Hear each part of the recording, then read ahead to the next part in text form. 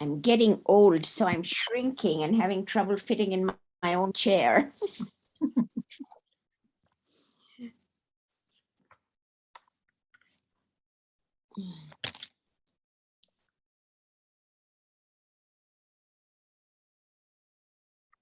What a nice group of friendly ladies we are. Yes, and some familiar names here. How are you, Hatun, by the way? Everybody, the name that appears with my picture is my daughter's name. I am Hatun. Oh, okay, yeah, all right. Oh, that's why. Because I Googled you, so I know how you look like. You are from the Ashraf, right? Right. Hello, Anisa. Anita, unmute yourself. Unmute yourself, Anita. I can't hear you. Anita, unmute. Great to see you all. Nice to see you. Nice to see you. And more people are coming in, so we need to wait a little bit. It usually takes a bit of time to get everyone in. Elena, another regular, has just joined us. So we are seeing quite a few regulars now. Welcome to the regulars. Welcome to the new members. And I hope you will become regular as well. So it's really a great pleasure to gather in this platform for our third lecture for this second round of this forum. And my colleague Hatun will introduce the series briefly, and then I will introduce the two speakers. Today we have a couple of speakers, not just one, which is great. And then the speakers will give their presentation, followed by questions and discussion. Okay, over to you, Hatun. Yeah, well, this series, for those who are joining us for the first time, is the collaboration between Professor Zahia and I, between Manchester and Saudi Arabia, to form a platform that could introduce, not introduce, but give a platform to women speaking about, not women only, again, for any researcher to speak about women, Muslim women, in areas of history, literature, and art from all around the world. We are keen to have a different methodology, a different perspective, innovative outlook to ideas, and also we envisage to have this platform as a debate among academics, students, and the general public as well, because we publicize the recording of these meetings on our platform. We are very hopeful that part of these papers will be transformed into publications and into a symposium as well. And we are looking forward also to have you continuing with us. This is actually the third lecture of the second year of running this program, and we hope that it goes as successful as it was last year. To you, Zahia. Thank you very much indeed. Can I ask you to admit people as I introduced our speakers? Some are arriving as we speak. So we have the pleasure to welcome two professors today. One is Professor Feroza Jussawalla, who is a Professor Emerita of English at the University of New Mexico. Her most recent co-edited book is Memory, Voice and Identity, Muslim Women's Writing from Across the Middle East. Feroza is also co-editor of Emerging South Asian Women's Writing, published in 2017. and interviews with writers of the post-colonial world, also published in 1997. She's editor of Conversations with V.S. Naipaul, and she is author of Family Quarrels Toward a Criticism of Indian Writing in English. She has a collection of poetry titled Chiffon Saris. Doaa Omran is also in the same institution, University of New Mexico. She's a professor in the English department as well. She co-edited Memory, Voice, Identity, Muslim Women Writers from Across the Middle East with Feroza, and contributed an essay titled Muslim Face, White Mask, Qūt al Qulūb at Dimmer Dashia's Ramza, as a mimic woman with woo between brackets.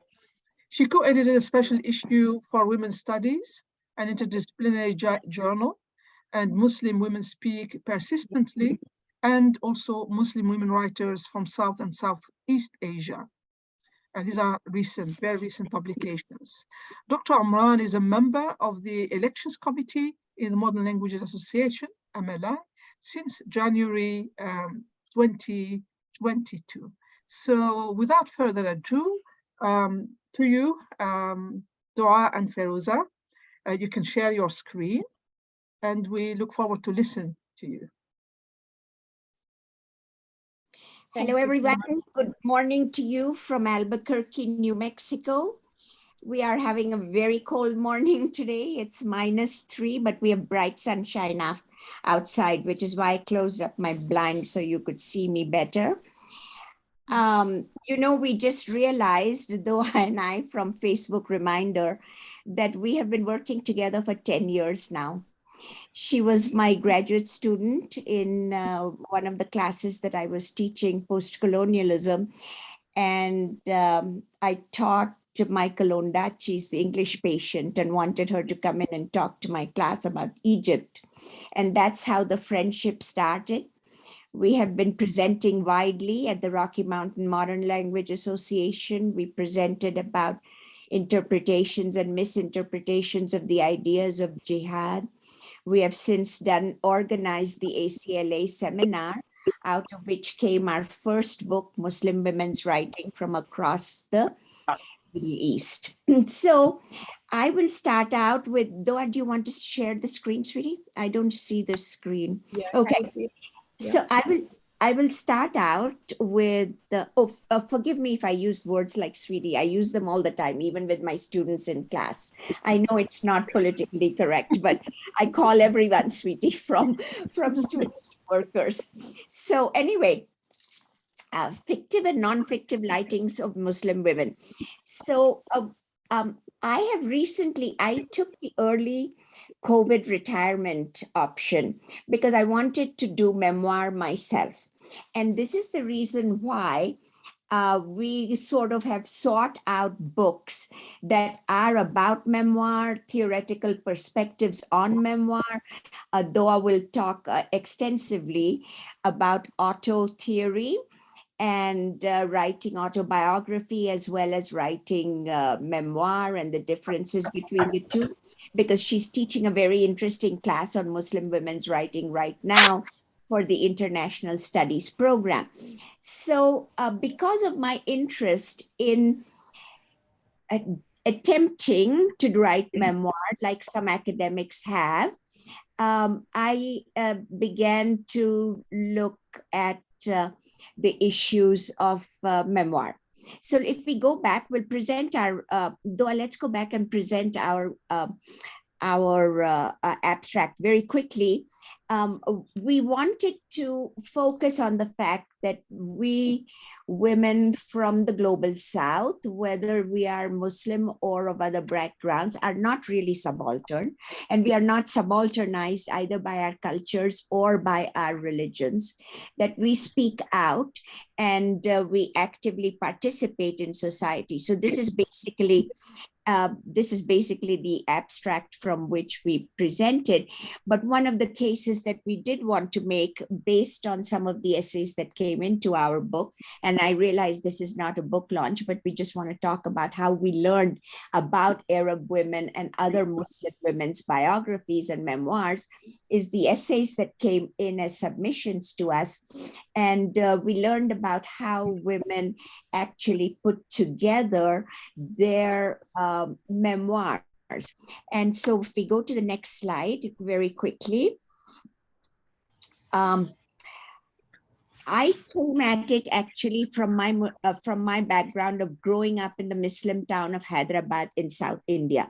I said to Zaya before that I'm Zoroastrian Parsi from India, but because I lived in Hyderabad, I was very interested in the way in which Muslim women, way before autobiography was a big issue, were constructing their lives into these little narratives. And of course, everyone knows Ruqayya Sakwat Hussain Sultana's dream, where she dreams of a feminist utopia where the women are the leaders, the men are not, and that the women behind the parda are able to speak out as themselves. And then, of course, the stories behind parda, which is the veiling in South India and in Indian Islam, we talk about parda, or the curtain that separates. The women are not at all times veiled. They can be free to move about as they want, but they are behind the parda and they're not seen by men. So because of that, we got the stories from Khatija Mastoor's The Women's Courtyard, Iqbalun Nisa's Parda and Polygamy, and the various ways in which stories were told in South Asia. And all of this sort of culminates into the theorization. You all have probably heard of Sarah Suleri, who was at Yale until recently when she passed away. And her book is Meatless Days. And along with Gauri Vishwanathan, she's very well known for doing a critique of English education in India, the rhetoric of English education in India. So if we go to the next slide, then we talked about the importance of life writing and autobiography, and the reason for this importance is that it gives us strength to look at the struggles of other people, and we learn from those struggles. And that's one of the reasons why I have this very strong impetus to write my own biography or my own memoir, because I feel like I've overcome very many difficult things: 2 cancers, a very bad divorce, a loss of a son. So I'm saying, how did I survive? What are the religious practices I used? What are the kinds of things that could give other women strength when they are going through similar things, whether they are personal traumas or political traumas? And in the case of political traumas, of course, it's very important that we exercise our sisterhood and take each other's hands. And so Doaa and I were looking at this book, Musawas, about writing biography. And he says solidarity and group ethics, following the ethics of our own ethnic groups to lead to uniformity and conformity, acting as a brake on the affirmation of I and one's personality. And so this is the reason why solidarity comes through from reading people's stories. You know, one of the examples that we have, though, going to the next slide, is Michelle Obama's.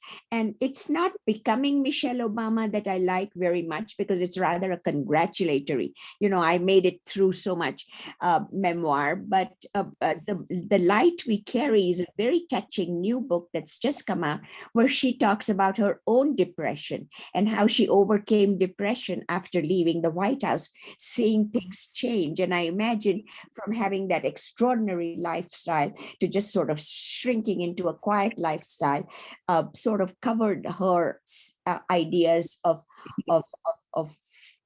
being, and therefore the depression. And she talks there about the light we carry, which is a small light.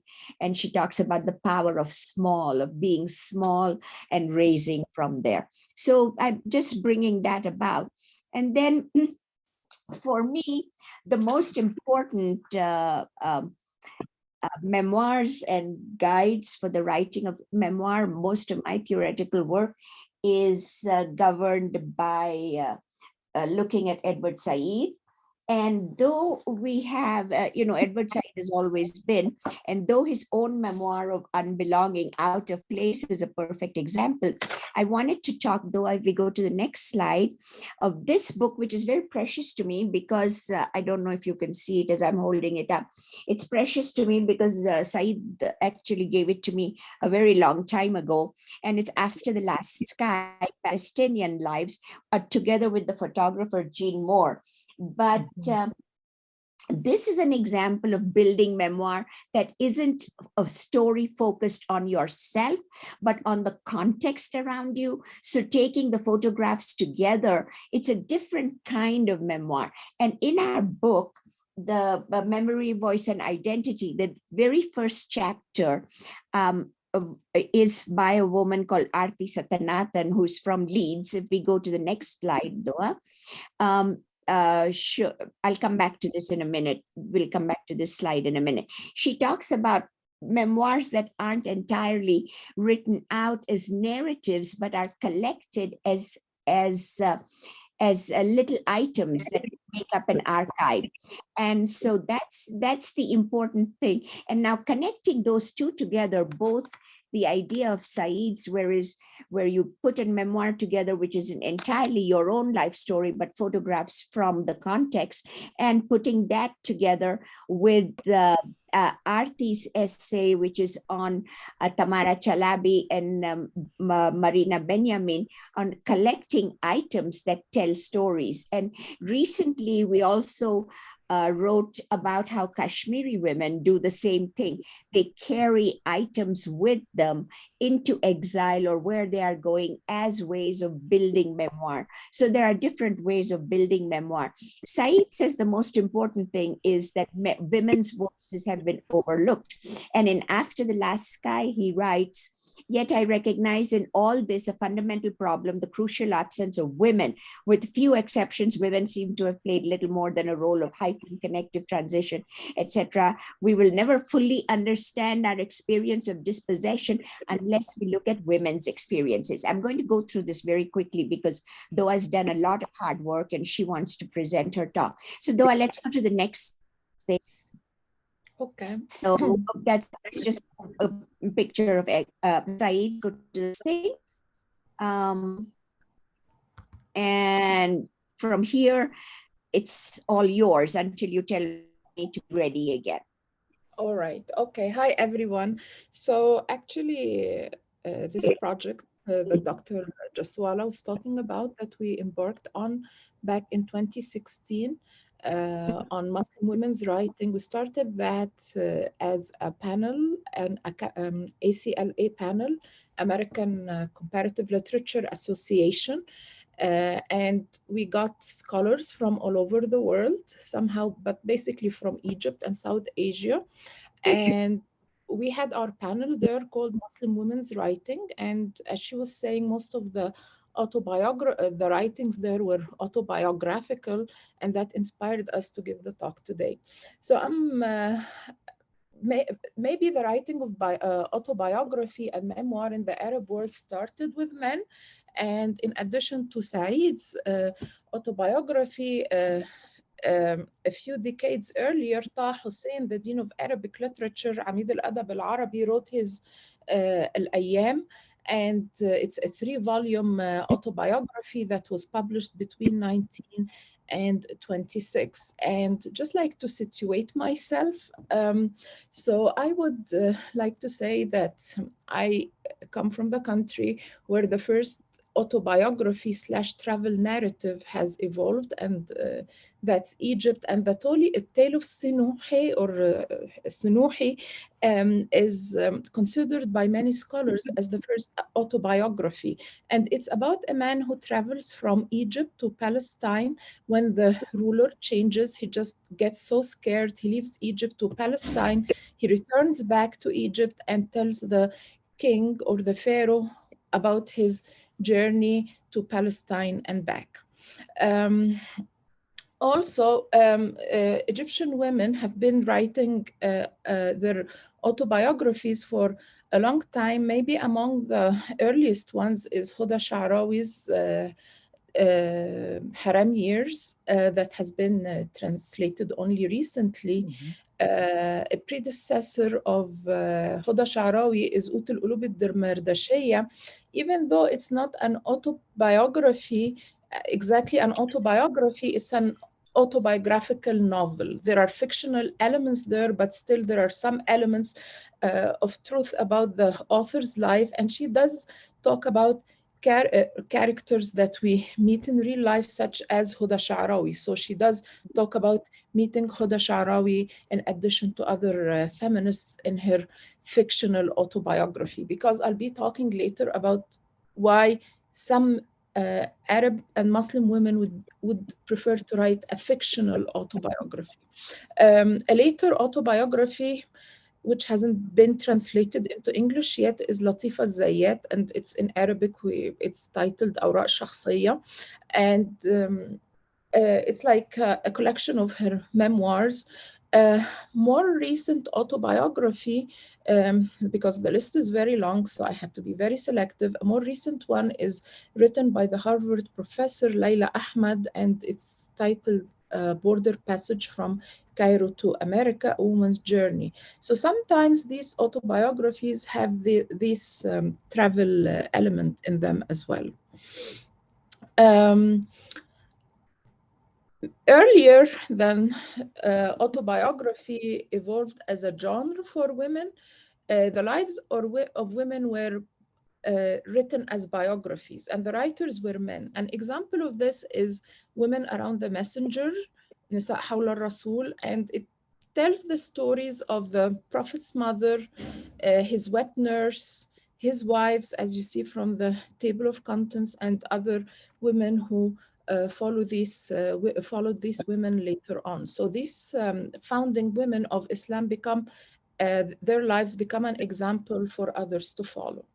Other biographies of women, we can come across them in the medieval text written by Abu Faraj al-Asfahani in Kitab al-Aghani, or his book of songs. Even though the book is a biography, in some way a collection of poems, and it's like, as you see, it's like I don't know how many volumes, but depends on the edition you're reading. But he does talk about the life stories of women in addition to men, even though more emphasis is given to the life stories of men.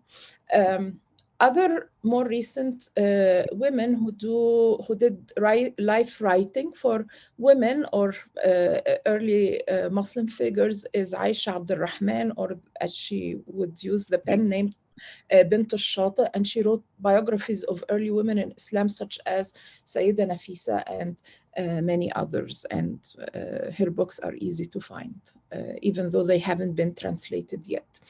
Fatma al-Mernisi, also another renowned writer from Morocco, wrote biographies of the forgotten queens of Islam. A very interesting book, and she says, like, Muslim women always had agency, even though patriarchy sometimes, or most of the time, did try to erase that. Since no self is an island, as Lyotard argues, a self doesn't amount to much, but no self is an island. Each exists in a fabric of relations that is now more complex and mobile than ever before. Young or old, man or woman, rich or poor, a person is always located at nodal points of specific communication circuits, however tiny these may be. So we argue here that Arabic autobiographies can read in conjunction with other, especially autobiographies written by women, can show the experiences and make us understand the experiences of women elsewhere. And this brings to mind White Shidamic's theory of deep time. So, like, by reading texts across different cultures, or autobiographies of women across cultures, we can understand the struggles women are going through and the successes that they are achieving as well. So if we can understand the life writing of women through different cultures. I would like to bring in also Chimamanda Ngozi Adichie, the Nigerian writer, and she has a very interesting TED talk in which she talks about the danger of a single story. And in that talk, she's sort of enticing people to write their autobiographies or their own stories. And it's very dangerous, she argues, to have one story and one version of a story, because this makes us stereotype cultures, stereotype women, stereotype experiences. Perhaps this year, the Nobel Prize went to a French woman who wrote her diaries, Annie Ernaux, and the genre is her writing is written more as diary, not as a journal or as an autobiography or as a memoir, because it's more like notes. And the basis then, the Swiss Academy said that they gave her the Nobel Prize on the basis of for the courage and clinical acuity with which she uncovers the roots, estrangement, and collective restraints of personal memory. So the idea of personal memory, whether you write it about yourself or it's a biography of someone, has been becoming like a more popular genre with time. Autobiographies are generally longer than memoirs, and an autobiography, unlike a memoir, would describe a whole person's life. It mostly talks about the lives of famous people. A memoir can tell anyone's stories. Many of these Muslim women doing life writing would generally be categorized as writing a memoir rather than an autobiography, but their stories definitely matter and make us understand the Middle East and Muslim women in clearer lights. An autobiography would be mostly structured chronologically, covering the author's life from birth to death, and focuses on pure fact. Muslim women who would generally be doing memoir, as I said, they carry the emotional side of their experiences, and they can be focused on one or several periods and don't have a strict chronological order. Dr. Feroza will talk a little bit about autobiography and memoir writings in the two books that we co-edited together. So as we realized, though, let's go to the next slide. We realized this isn't a book launch, but I wanted to go back to what I said at the very beginning about the next slide, the stories of Tamara Chalabi, late for tea, and Marina Benjamin, who is actually Jewish last days in Babylon. And one of the, all talk about how women sit together for tea, and they talk about their memories, their reminders. And, this is so much also in South Asia. In India, I remember I had an aunt, Bilkis Alauddin, and she would invite us to tea, and my mother and she and grandmother, and they would tell stories. This happened when there was a police action. This happened when the prime minister came. So history kind of became intertwined at the same time with small things, but they also would remember such things as our archive, just Tamara Chalabi talks about, of collecting teacups or all those kinds of little things that remind one of what happens. And that's also there in Once Upon a Time in Jerusalem. And this is one memoir that has fascinated me. And I think of a woman in exile in Egypt, thinking about what it was like to be in Jerusalem at a certain time as politics turn. It's interesting that politics have an immense effect on our lives. When we look at it, we said we have we engage in looking at it, we engage in the cross-cultural conversations and memories. We talked here about these two women, and because I'm Parsi Zoroastrian, focused a lot on how women like Azadeh Moaveni and Azar Nafisi. Azar Nafisi is now suddenly emerging again with the protests in Iran and so forth, carried their stories with them. You know, there is a South Asian writer who's much forgotten now, but called Raja Rao. And in his novel Kantapura, it is a sort of a fictive history of the independence movement. He tells the stories of all the women who were involved in the Indian independence movement and how they stood up and how they fought for. And he says we carry the excess baggage of our cultures. And in these two Iranian women, we see them carrying what one would consider is the excess baggage of nostalgia. Here too, I turn to Edward Said for his notion of exilic consciousness, where diaspora women carry their exilic consciousness, the nostalgia with which they look back upon what was, but cannot be reconstructed. And I say this again, what was, but cannot be reconstructed, but can be captured on the page, or can be captured in a museum, or can be captured through photographs. And that all this is very important for passing on our stories to the next generation, whether they are our own children or other people, and how they can benefit from that. And it's interesting to see how what Azar Nafisi wrote about in Reading Lolita in Tehran has suddenly now come around again, and people are beginning to think about these things. Among the little things that they carry are things like Navroz. You know, we Zoroastrians have two New Years, actually, one March 21st, which is Jamshedi Navroz, and which is the fall equinox, is also a Navroz, or a new beginning. And they talk about how they carry and try to celebrate these little festivals with them when they go elsewhere. And so also does Mohja Kahf in her Girl in the Tangerine Scarf. Can you see it? I can't see whether I'm holding this book up or not.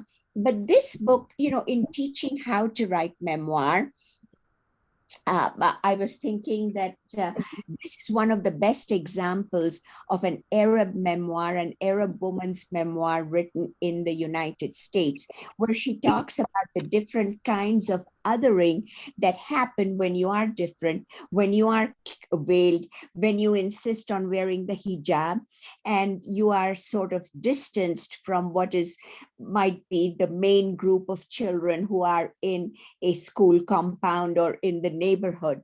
It's a very interesting, what I call a post-colonial Bildungsroman. It is the story, the growing up story of a young woman called Khadra, who interestingly feels the othering, feels the objections, feels that she doesn't belong, but when she's taken on Hajj with her parents, she talks about how things were different. So it's a memoir coming into an awareness, not of herself, not of her body, but of her belonging, ironically, in America. How she begins to see America as her home. So the parents take her on Hajj. She comes back. She feels very alienated. She feels that she didn't belong. She feels that she cannot understand the treasures of the Quran. She says proper Quran recital was an art form like opera. Khadrad had no idea what a difference the training made. Before she read the Quran like you'd read a newspaper. Now she felt it a surge in her throat, etc.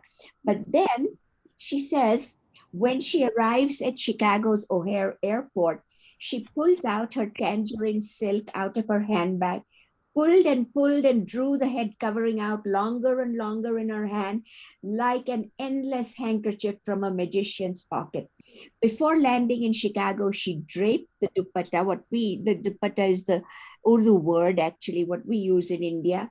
So it hung from the crown of her head, not tightly the way Ebed Hajj wore it, loosely, so it moved and slipped about her face and touched her cheek like the hand of a lover. How precious is this heritage, she thought. She knew by the time she crossed the Atlantic that she was headed home, if there was a home, the world of homes. She loved the country of her origin, and yet she loved the country of her now belonging. She would go back again in a flash if only Syria wasn't so clenched. But she knew at last that it was in the American crucible where her character had been forged for good or ill. No matter that she had been brought there through no act of her own will, it was too late. It was done. No going back now. No phoning home. She was on her Sharia to America.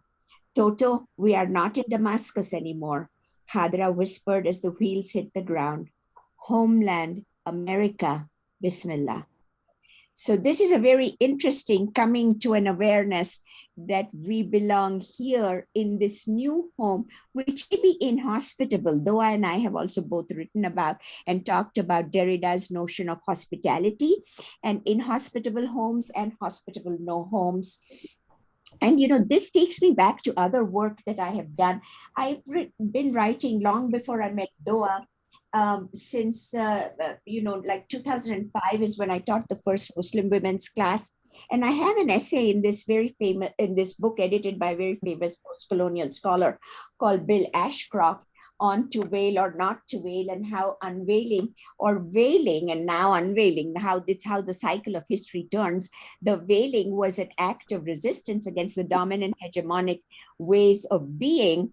And so in that, I have an essay. I also have an essay in Perspectives on South Asian Women's Writing, which is in the Journal of South Asian Writing. So I have both of those. And that takes me to, you all are in the UK, and you probably remember what happened in Bradford. Do you remember what happened when the first MPs said in Bradford that they didn't want the Muslim little girls coming to school veiled?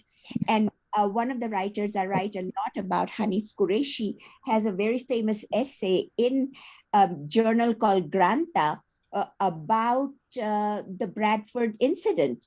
And here, you know, I'll quote you, and of course, Michael Shaw's been gone for a long time. With the beginning of Muslims asserting their rights in Britain and the founding of separate Muslim schools and the consequent rejection of such practices by British MPs like Sir Michael Shaw, MP for Scarborough, speaking to Bradford's Muslim community as saying, "You have come into our community and you must become part of that community. All branches must lead to one trunk, which is the British way of life. You mustn't retire to our own communities and shut ourselves out. Yet you have felt you have needed schools of your own."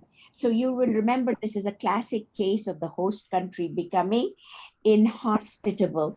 But coming back to Gayatri Spivak, in a long ago essay, then I talk about, you know, how the issue of to veil or not to veil is very similar of to speak or not to speak, where when Muslims women argue to wear the veil, where the turn is to more traditional Islam as a gesture of resistance against Western domination and hegemony, and where this becomes an issue, the West is unable to grant these groups their cultural rights. So in this essay, I talk about what are called cultural rights and make a comparison to Gayatri Spivak's The Subaltern Speak, where she talks about the Hindu woman's cultural right to commit sati.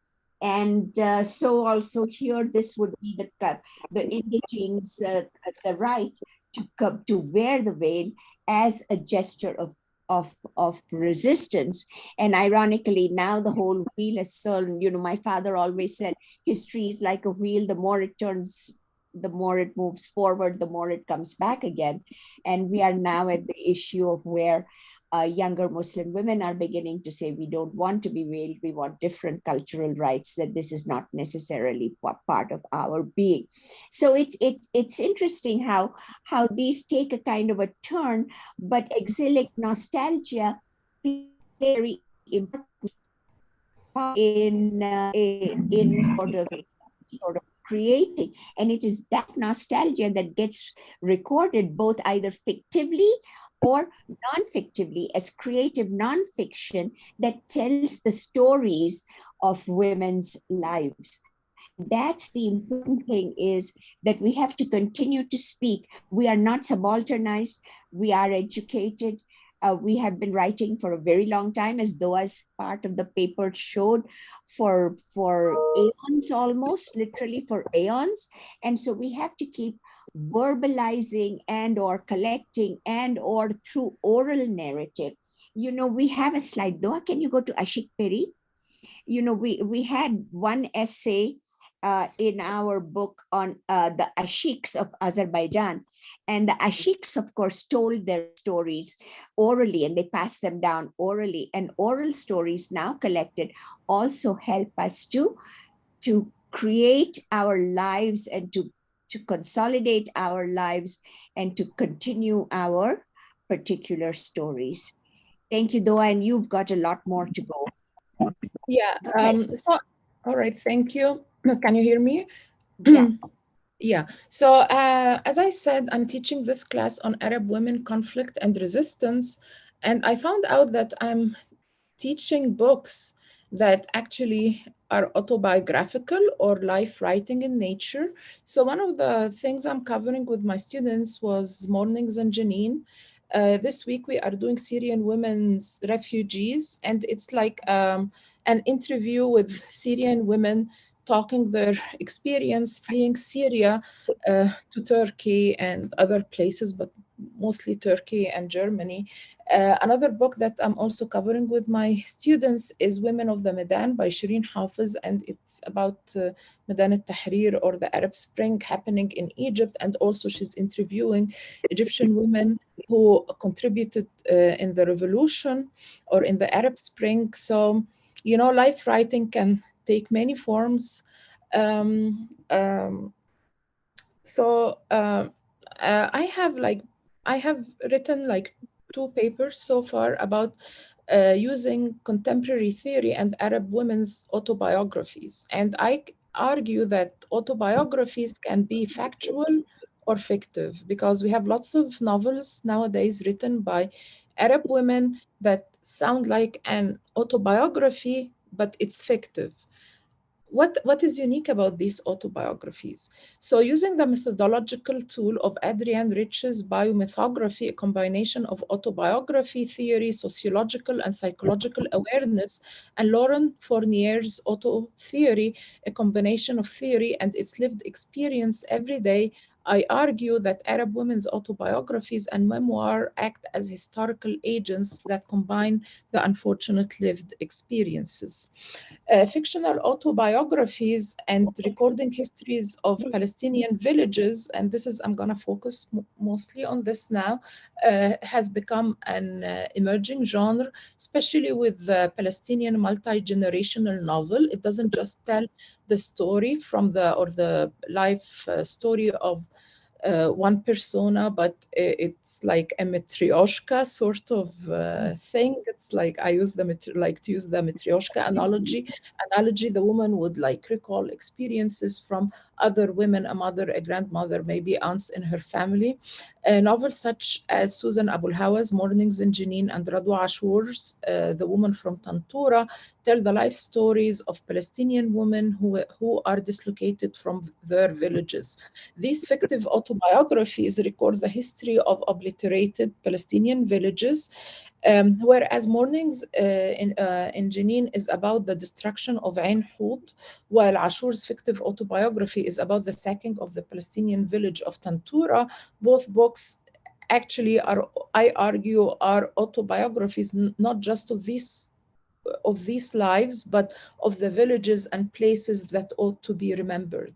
Historical events are the main hero or protagonist of the work, and this genre is a malleable subgenre that enables Muslim women writers to record microhistories. And a book co-edited by our friends Lava Asad and Faiza Hassanet, and the book is titled In the Crossfire of History, the Women's War Resistance Discourse in the Global South. I contributed a chapter on the woman from Tantura, an auto-theoretical reading in the art of resistance. Okay, and so what is auto-theory? or maybe before auto theory, just like, let me tell you something about the novel very briefly. So the village suffers from the aftermath of an ethnic cleansing of its inhabitants in 1948. This traumatic event results in the death of 200 people from Tantura. Among the deceased is the protagonist Ruqayya's father and her only two brothers. The dead bodies, the female protagonist sees piled in a heap with other corpses, causes her trauma that leads to temporary loss of speech. This is another trope that we also see in Mornings and Janine, the loss of speech. Consequently, Ruqayya and her mother flee to Lebanon and settle there. The protagonist gets married and has children. The son tells her that she should, quote unquote, record her personal and familial experiences. So here we are getting a fictive character writing her autobiography. So autobiography as an emerging genre comes has been like a pioneering genre, as I've mentioned. Barbara Harlow borrows Kanafani's concept of resistance literature in her Barred Women Writing and Political Detention, and she dedicates a chapter to the resistance of the Palestinian women demonstrating parts of women prisoners in the prison country, which is Palestine. Harlow posits the narratives that emerged from the concentration of events in the occupied territories, where stories, anecdotes, accounts of elderly women confronting soldiers, of neighbors sharing food, informal classes held in homes when the schools were closed. That circulated by word of mouth, acquiring in the telling renewed impetus, new settings in different villages and refugee camps, and alternate casts of characters. So women, as we see in these texts, are telling their own stories. But what do we mean by auto theory? So in like simple words, auto theory is using theory or theoretical topics, the popular theoretical topics that we talk about nowadays, such as post-colonial theory, indigenous theory, race theory, feminism, but without using the bulky theoretical terms and these threatening theoretical terms. These women use the concepts, the theoretical concepts, to tell their own stories. One of the pioneers in this field is Stacey Young, who wrote her Changing the Word or Changing the World, and the L is put between parentheses. And Young argues that female academics intersperse reflections of theory in their intellectual work when telling their own personal stories and autobiographies. And this is what we see happening with the history of Palestine. So the history of Palestine is told through these women. We need to remember here that Radwa Ashour, the writer of Women from Tantura, was a professor of English literature at Cairo University, and Susan Abul Hawa holds a PhD in biology, and she started her NGO about Palestinian rights. So auto theory offers a challenge to the dominant perspective and theoretical framework through the use of subjective and autobiographical material. And lots of female academics, such as not just Radwa Ashour, and we also get like Suad Amiri's memoir, Edward Said's sister, Maqdisi, who wrote Tata, Mother, and I. So like more and more women are telling their stories through these texts. Another scholar that talks about auto theory is Fournier. And just as Young, both of them focus on autobiography and theory and how they intersect. Both scholars study auto theory as witnessed in actual autobiographies, but I argue, and this is the point I'm making here, that autobiography can also be, auto theory can also be witnessed in fictional autobiographies, not just in real ones.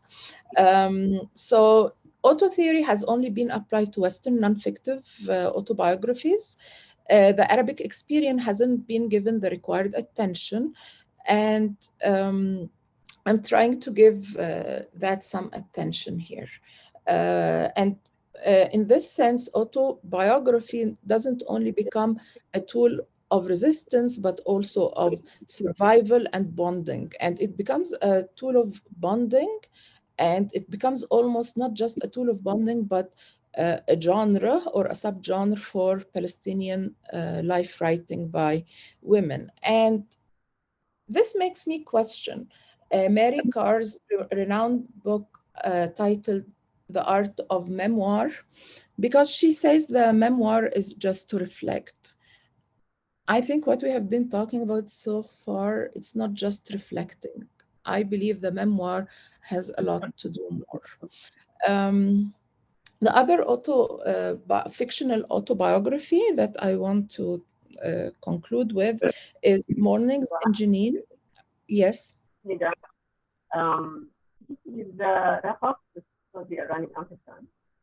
Okay, so Mornings in Jenin came out in 2010, and also we have these historical elements entwined with the personal. So the author went to the Sabra and Shatila massacre, and the novel came off from that.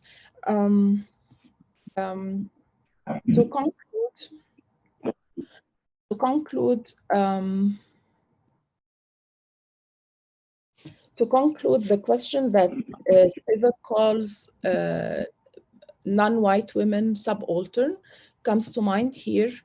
And just like, yes, Muslim women face lots of problems and pressures from their societies, but they still have a lot of stamina and strength. And that perhaps moves a lot of them to write their own life stories. So we believe that using the term subaltern in post-colonial studies assumes by default that some nations are superior to others. It turns a blind eye to long centuries of progress and civilization and contracts a nation to a few decades of colonialism.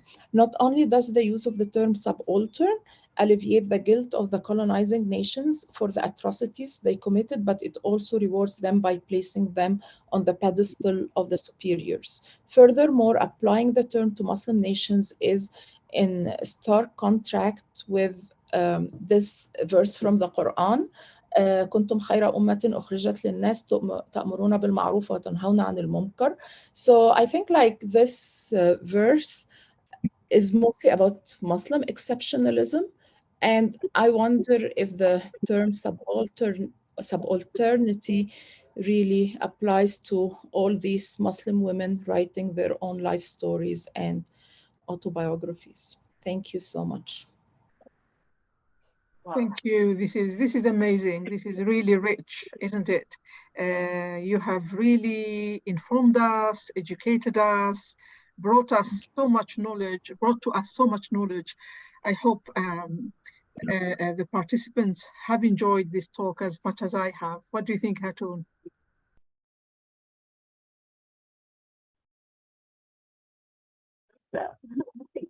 I'm thinking of going through every single writer you mentioned and book to go and write about their memoirs, and it's just fascinating what to go through this experience together with these authors.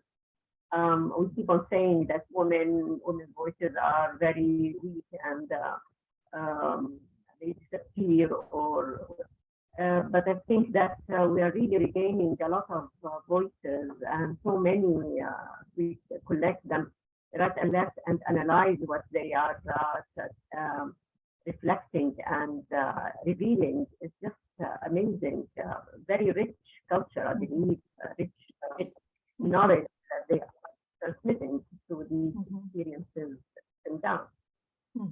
And of course, Zaya, you should write yours. You should write yours.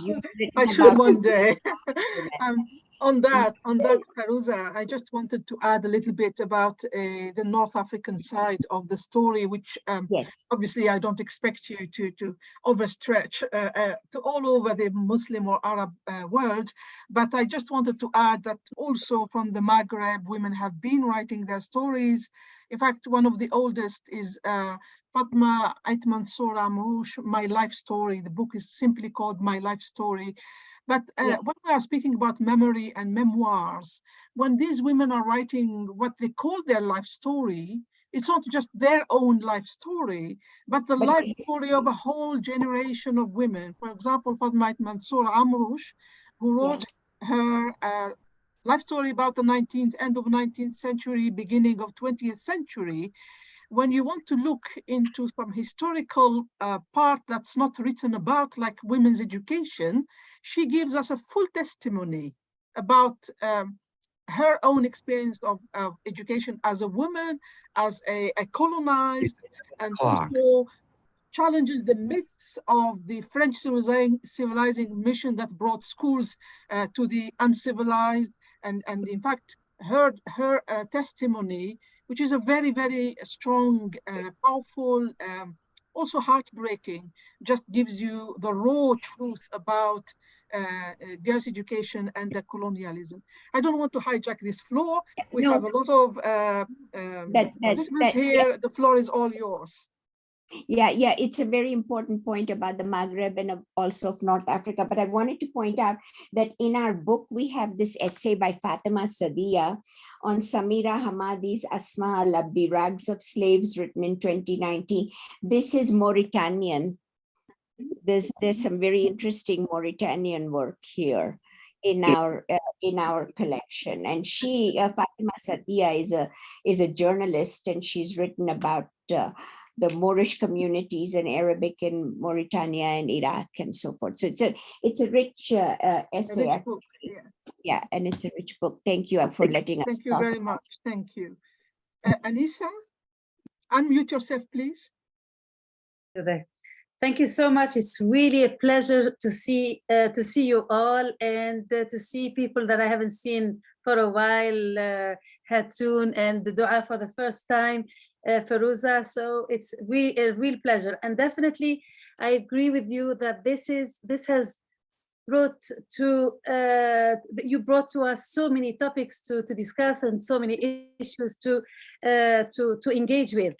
I definitely agree with Doaa's maybe taking on of the criticism of the word subaltern, which your argument is definitely valid, and the fact that we are here, and the fact that these publications that come from the South is definitely a reaction to, and a proof that the word needs to be probably at least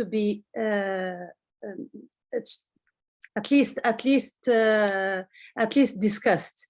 But what I wanted to ask you actually is, I'm also working on women's stories, or I call them untold women's stories from Algeria, like Zahia has just talked about North Africa. So myself and Zahia try to do our best to bring to life stories of women from our own country, from Algeria.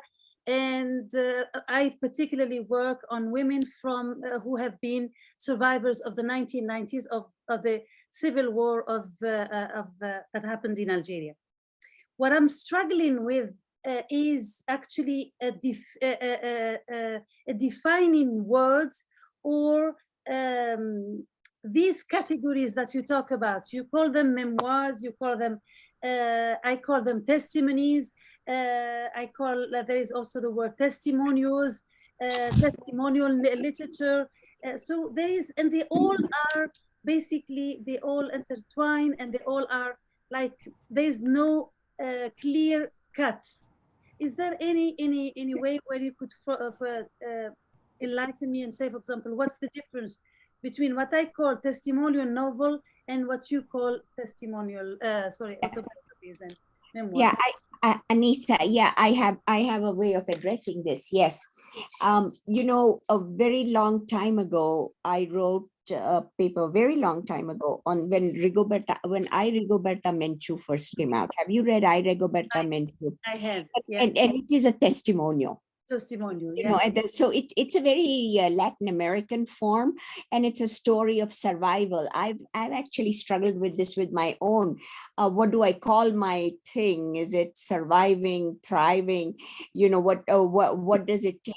So, but Rigoberta Menchu's Testimonio is just one single story of her own growing up. It's also a Bildungsroman of sort, but that, you know, just going through all the struggle. But in the side is the revolution, and the side is the fighting off with the gangs of people and all of that in Latin America.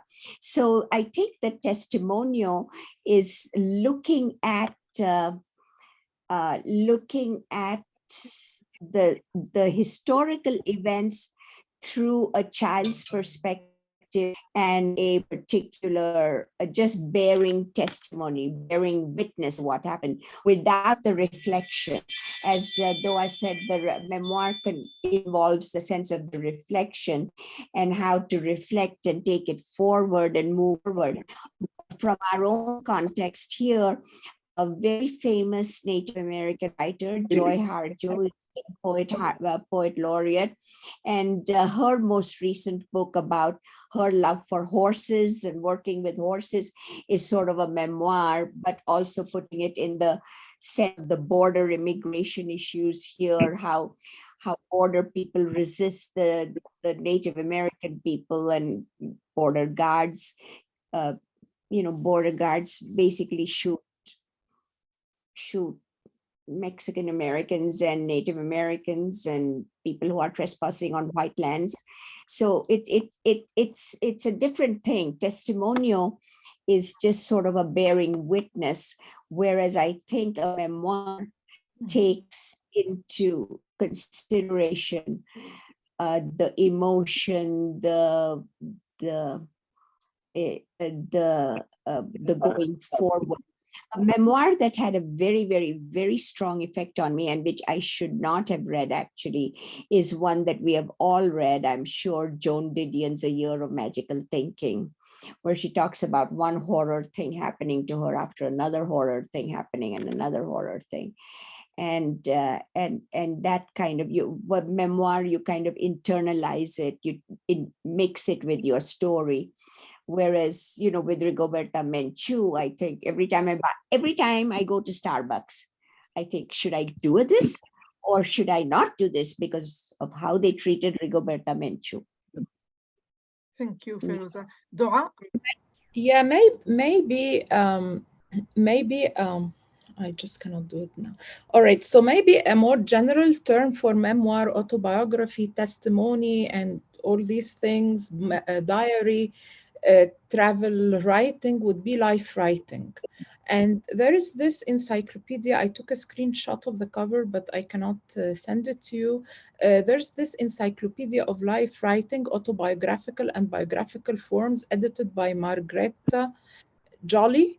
So, a more general term might be life writing, because Could you it's write all that in the chat, Doaa? And, okay, yeah, sure. While we take another question. Thank you very much. Thank you very Anyone else wants to ask a question? There is Sarmad Medin. The floor is yours. Say your question. Sarmad, تفضل. Go ahead. Hello, and thank you for this fruitful and informative lecture, especially for Dr. Doaa and Feroza. My question is,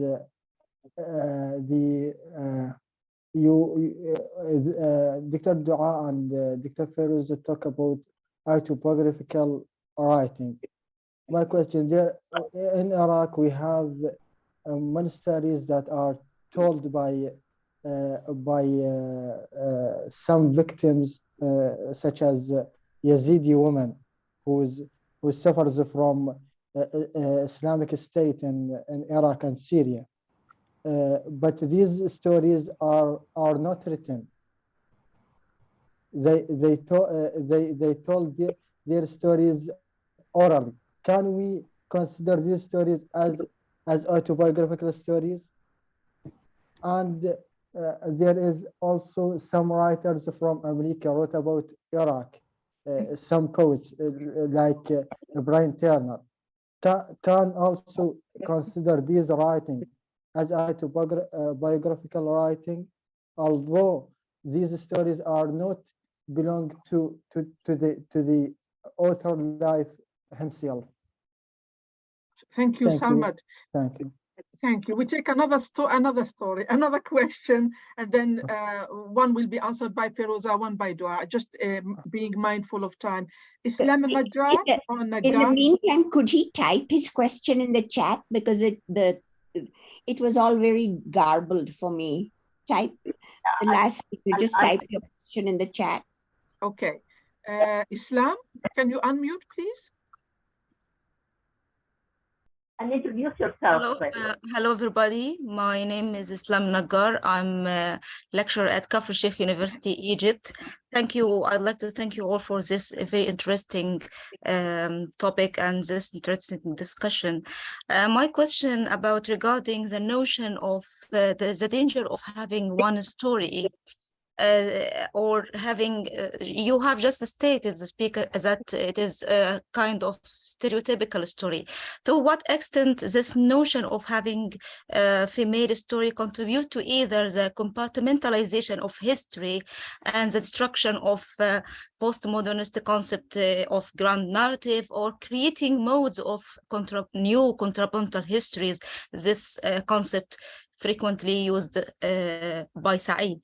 Thank you for, yeah. Okay, thank you very much, Islam. Doaa or Feroza? Stories. Yeah, go ahead. I was just thinking, all the little stories contribute to building up the grand narrative, so that there shouldn't really be one grand narrative from one cultural perspective so much as all of these little stories that contribute to giving. That's where that danger of the one story, you know, Chimamanda Ngozi talking about Nigeria. I've taught her Half of a Yellow Sun as well as Purple Hibiscus, and you know, putting that back, actually taking it back. I don't know how many of you know or remember the Nigerian woman writer who really started the whole business of African women's autobiography or life writing, Buchi Amachetta. Does anyone remember Buchi Amachetta? And then, of course, she moved to Chalk Farm and wrote from there. And both Toni Morrison and Maya Angelou followed her to see, you know, followed her around. Buchi talks about, in my book, Interviews with Writers of the Post-Colonial World, she talks about how these major writers followed her around to see what her day-to-day existence would be like, where she's trying to balance both the Nigerian conflict in Biafra and also being in London and trying to deal with the othering. You all are located in London. You know what it's like to be in South London. You know what it's like to be in Brick Lane and Chalk Farm and places like that. And you cannot construct one post-colonial or postmodern grand narrative about life in the UK without bringing in all these little streams of stories that have to be told. And that's what Chimamanda Ngozi is talking about, basically.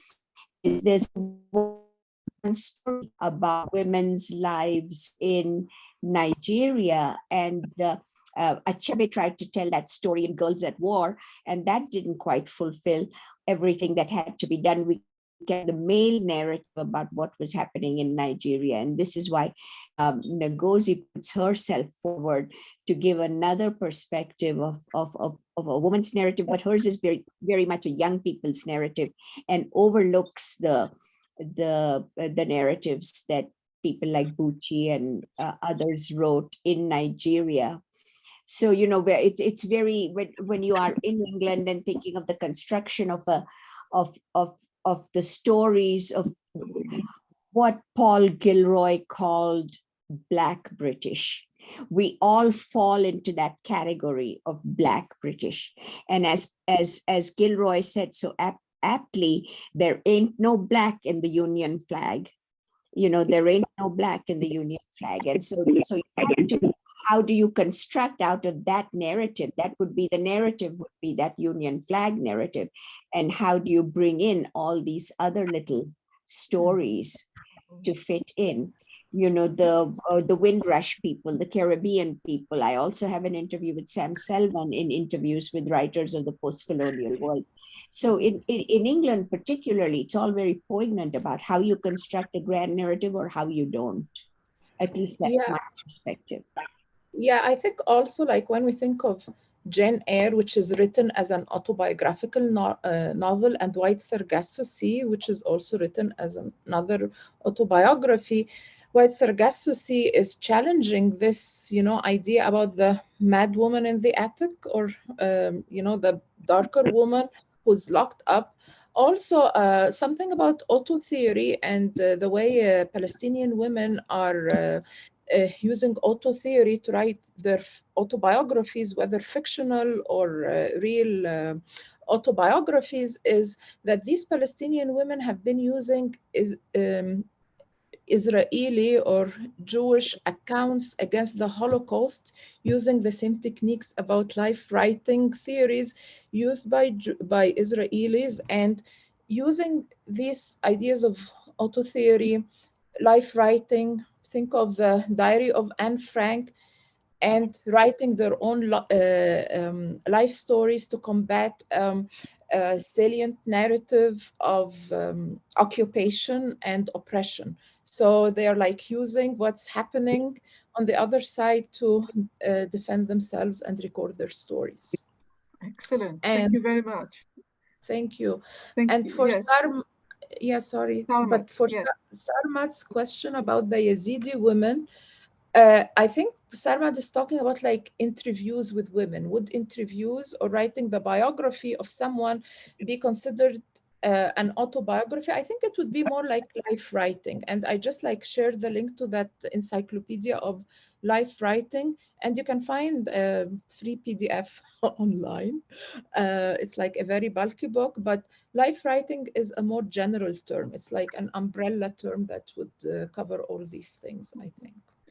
I think, Sarmat, with regard to the Yazidi women, it's more in the realm of testimonies, but these testimonies are very important because just like Feroza just said now, or I don't remember whether it's Feroza or Doaa, this grand narrative is constructed by many streams going into one big pool. I give you a very interesting example of such a work that kind of records memories of a traumatic event or traumatic period, and women being the authors of those stories would actually construct an alternative story to the official one. And it is very important work that somebody from within should do. And this is the best way to kind of write the history of this traumatic phase in the history of the Yazidis. Yeah, you know, the issue of the Yazidi women is, of course, very close to me because they are supposed to be Zoroastrian. And, you know, what is happening with the Zoroastrians in that northern part of the Middle East is it's very important to somehow construct those stories under under ISIS. That's a very touching question, Zen, for the very touching issue to bring. What do we do with those stories that are getting marginalized, as also with the woman in Iran who was also Kurdish and probably from a Zoroastrian background. And bringing together all the different cultures. We have to be accepting of and open to different cultures as they come together and tell their life stories. And you're very right that we can't have one grand narrative. We have to somehow feed that narrative with other stories, and particularly of women's stories, as Saeed said. Yeah, there is a very interesting Algerian trilogy by Ahlam Mustaghamni, ذاكرة الجسد, memory in the flesh, with فوضى الحواس وعبر السرير. So memory in the flesh, the I don't know, but actually she uses the term memory, and the same story, it's like a fictional autobiography documenting the history of the French occupation of Algeria. And it's like an autobiography of the nation told from the three perspectives. Like each volume is told from the different perspective from one of the main three protagonists or the narratives of the story. So actually here, like, you have main narrative, I think, and these three individual parts complement each other to tell us how the history of the whole country, what was happening during that time. And the interesting thing about that trilogy is that it really documents the history of Algeria, although it's a male narrative, but Ahlam, who takes different names in each volume of the trilogy is always there. And it takes the narrative from the colonial to the period of the Black Decade, and the horrors of that decade, and then builds one memory of in fact, one memory of a traumatic history. And it's told in many voices.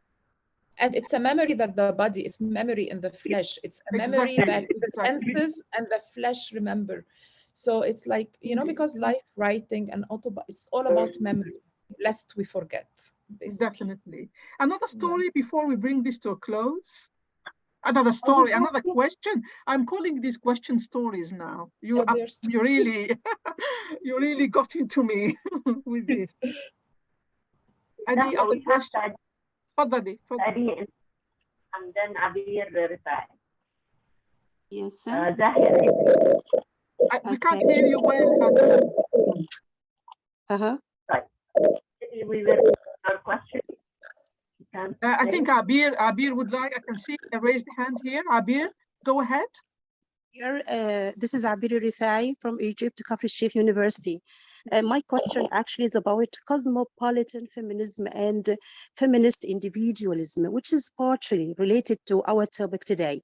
Actually, in the aftermath of the 1995 Fourth World Conference on Women Independence, many international feminists felt triumphant as they headed for home. Bina Agarwal, an Indian economist, declared, many northern women today are finding common ground with southern women. So here we're talking about North-South gap. And here she's trying to say that it hasn't disappeared. But actually, I think there is a lacuna, still there is a gap, remains. Cosmopolitan feminism focuses on the unequal distribution of gender rights across the world, but its focus on feminist individualism comes into conflict with alternative ethics that are rooted in the collective norms and goals. So do you agree with her that the gap has already disappeared? So this is my question. Yes, thank you very much, Abir. Doaa, would you like to answer, or Feroza? I couldn't quite figure out exactly what the question was. You know, of course, we always think of Anthony Appiah. He calls himself now Kwame Anthony Appiah with cosmopolitanism. And he talks about his own Ghanaian upbringing. So I don't know quite what exactly Appiah attempts to achieve with this idea and notion of cosmopolitanism. It just seems that it is hierarchically different from the stories that we are telling at a lower level, and cosmopolitanism somehow is a class distinction where there is an upper class notion of upper class women or upper class writers telling their stories in a cosmopolitan way, whereas it's important for me to have the local, the particular, the specific event, rather than to have it blurred again into a notion of cosmopolitanism or a post-colonial grand narrative. I do not agree with the Appiah's notion of cosmopolitanism at all, and it's contrary to his own memoir, In My Father's House. where he's talking about the very particular items in Ghana in his father's house, and also being the grandson of Sir Stratford Cripps. So it's I don't know, cosmopolitanism is sort of elitist to me. I think maybe a more generalizing term would be now we use the term global south. I know Dr. Jussawalla doesn't like it very much, but I find it as a good unifying term. We have nothing and I think we did this in our 2 books because we talked about Muslim women's experiences in our first book. I know it's not a book launch, but still, and like Muslim women writing from across the Middle East. And then the second volume, we not only talked about Muslim women from South Asia, we also included the experiences of Muslim women from Southeast Asia, including in that very volume also experiences of women from Burma, Malaysia, Indonesia, in conjunction, like who talks really about women from these places and their life experiences. So I think like to answer that question, I think like bridging the gap between the experiences of Muslim women across the globe, we cannot do it through cosmopolitanism, but more through, which is elitist, but like through personal narratives of women from across the world. It brings me to my pet peeve and something that Doaa and I are attempting to do in another 2 volumes, which are about critical theory. We bring up and throw around the terms from sort of elitist post-colonial scholars like cosmopolitanism, like hybridity, like grand narratives and things like that. And what that does is it hegemonically oppresses our own ways and our own thinking about our own situations, our context of situation. And so I think it's important to sort of switch the theoretical paradigm and try to create our own theoretical paradigms so that we're not trying to think out of this idea of, say, established post-colonial theory or Western postmodern theory. One thing troubled me very greatly, and I was very vocal about it on my Facebook page. Post-colonial theorists try to look at things from, oh, this is ambivalence, oh, this is a liminal space. And somebody is writing about the liminal spaces and the ambivalence of Parsis like me, Zoroastrian Parsis in India, and colored Muslims. What are colored Muslims? We are all of the same color. How do you go about making this kind of distinction and talking that there are certain people that are considered colored Muslims that establish or live in a liminal space in an ambivalent kind of way? And this is theory speak that alienates us. It further others us. And this is why it's very important for me to get on to the next project, which for 30 years I've been saying ever since my first dissertation, and I've been telling Doaa every day, it's very important that we come up with a collection of essays on critical theory from our own backgrounds, from our own indigenous cultures. There have to be Arab ways of looking at theory. There have to be Hindu ways of looking at theory. There have to be Parsi ways of looking at theory and of text and interpretation.